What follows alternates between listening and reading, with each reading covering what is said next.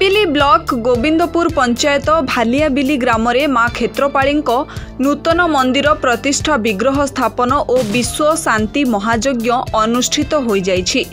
3 दिन धरी चलिबाकू एही महायज्ञर प्रथम दिवस रे मानसिकधारी पक्षरु कलश शोभायात्रा अनुष्ठित होइथिला। मानसिकधारी निकटस्थ दया नदीरू जल कलश धरी पटुआर रे यज्ञ मंडप रे पहुंची कलश स्थापन करथिले। परे रीतिकांति अनुसार सूर्य पूजा, गो पूजा और षोडश उपचार पूजा अनुष्ठित होइथिला। प्रत्येक दिन सांस्कृतिक कार्यक्रम व्यवस्था थिबा बेले श्रद्धालु माने जोग देई मां को आशीष लाभ करुछंती।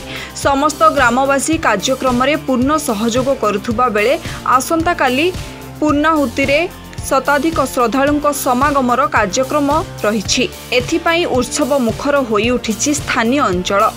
ए ग्राम रे आम जेज बापा समस्त बहुत दिन गोटे आशा थिला ए ग्राम रे गोटे माँ क्षेत्रपाली गोटे मंदिर प्रतिष्ठा हेउ।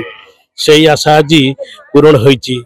एई मंदिरटी आम निकटस्थ ग्राम शियोला कोबरवस्त एवं गोवर्धन सुल्तान नगर एवं अन्य लोक सहयोग आज मंदिरटी प्रतिष्ठा होगा संभवपर हो पारि। काली आमर दया नदी 108 कलश यात्रा होइथिला। आज द्वितीय दिवस ता कार्यक्रम चालू रही एवं काली पूर्णाहुति हेब। तेणु मो समस्त ए अंचल भाई भौणी तथा समस्त को यही मंदिर प्रतिष्ठा उत्सव रे जोग देई हमको सहयोग करेंगे एवं माँ आशीष आशीर्वाद लाभ करेंगे बोली मु आशा करुछि। ग्राम आपण मैंने लक्ष्य करुवे ग्रामवासी मान एत खुशी खेली जाने घरे गोटे मिनिट रही पार ना समस्त आसी मंदिर निकट में माँ निकट में बसी रोच माँ कार्यक्रम सब देखी उपभोग कर मन में आनंद लहरी खेली जाऊँच।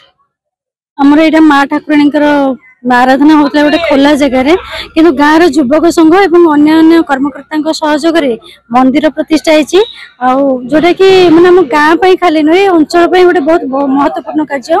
साधारणतः मन भर जहाँ भी था ये बेढ़ा भर को आसिले माँ को ना धरले मन में असीम शक्ति जागी उठे। आ तार प्रत्येक प्रमाण आपने देखुए पाखे बहुत आम छोट पिला आबाल वृद्ध वनिता समस्ते रही बहुत खुशी लगुच।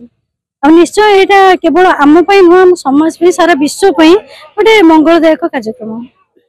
आमर मंदिर टी माँ क्षेत्रपाली रूप में आविर्भाव होती आमर ग्राम देवती माँ क्षेत्रपाली ए मंदिर टी ये बहुत वर्षर अपेक्षा पर आज मंदिर होती।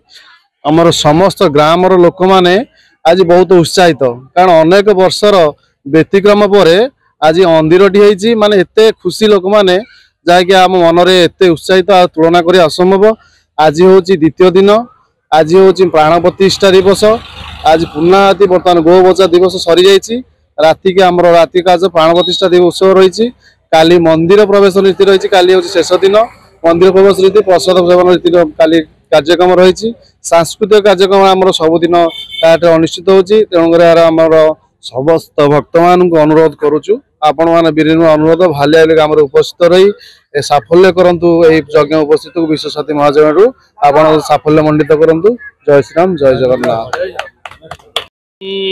देवी प्रपन्नार्ति हरे प्रसीद प्रसीद मात जगत अखिलस्य प्रसीद विश्वे स्वरिपाई विश्व तमेश्वरी देवी चराचरस्य।